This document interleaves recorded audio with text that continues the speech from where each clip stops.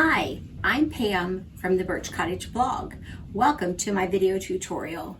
Today we are going to learn how to sew these 5-inch cotton clothesline rope coasters.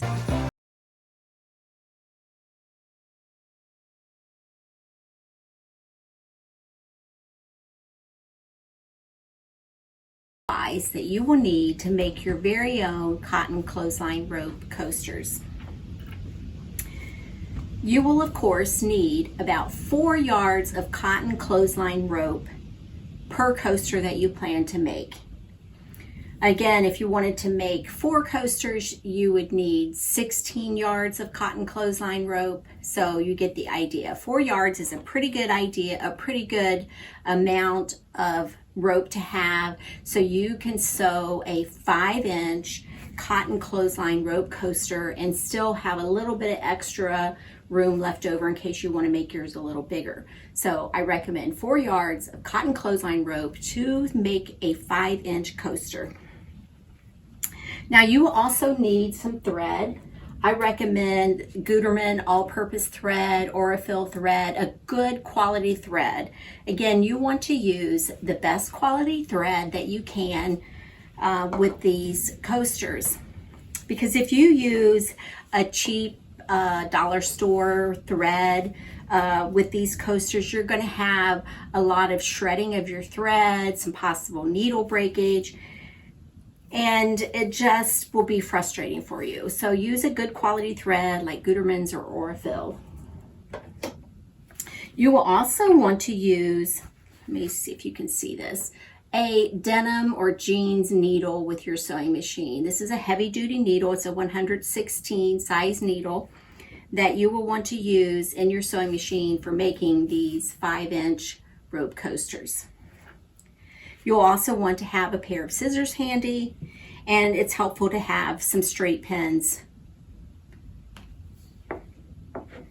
And if you're going to make a colored, on this, like this coaster, I used colored thread for the top and for in my bobbin. So if you want to make a colored coaster, then be sure to get the appropriate color of thread that you want, and keep in mind that whatever you have in your bobbin is going to show on the bottom of your coasters. So if you want it to be neutral like the coaster, then put a neutral colored thread in your bobbin that matches your cotton rope.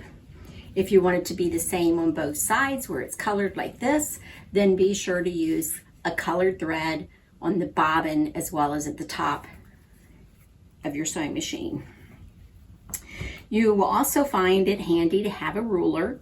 Like I said, these coasters measure about 5 inches across.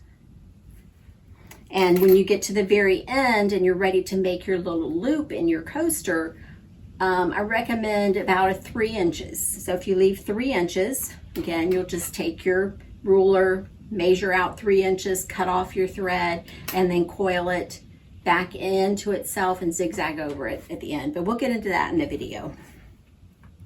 I also like to use this presser foot. This is presser foot A on my Janome sewing machine.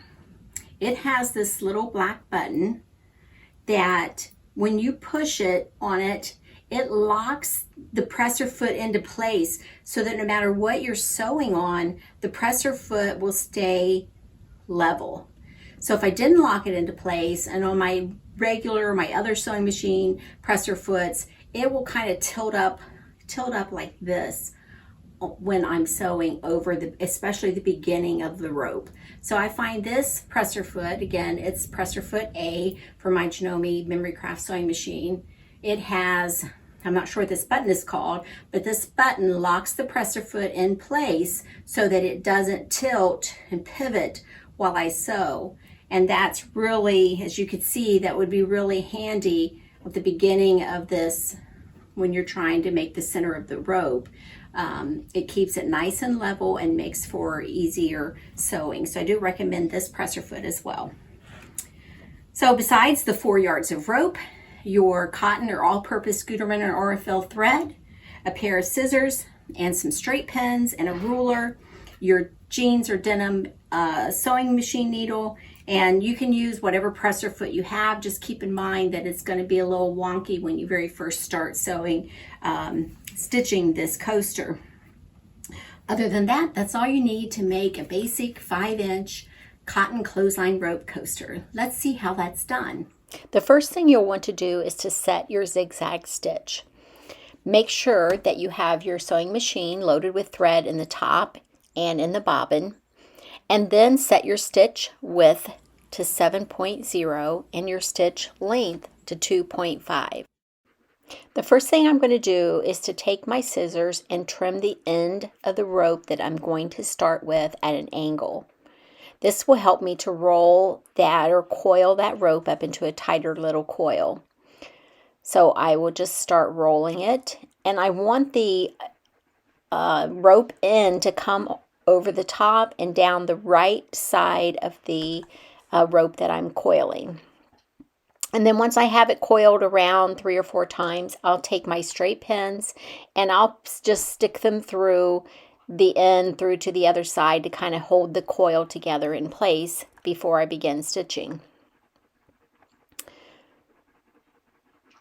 Just trimming up, tidying up some of the loose threads from cutting that rope at an angle. You can also take and put a piece of Scotch tape on the end of the rope, but it does add some bulk to it, so it's totally up to you.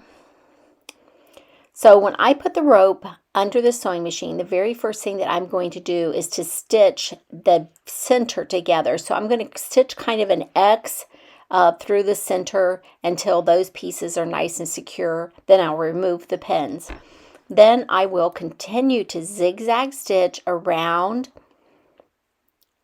the coaster, and you'll see I keep my left hand on top of the coaster that's already been sewn, and I just keep moving it, and then I hold the rope end in my right hand close to the coaster.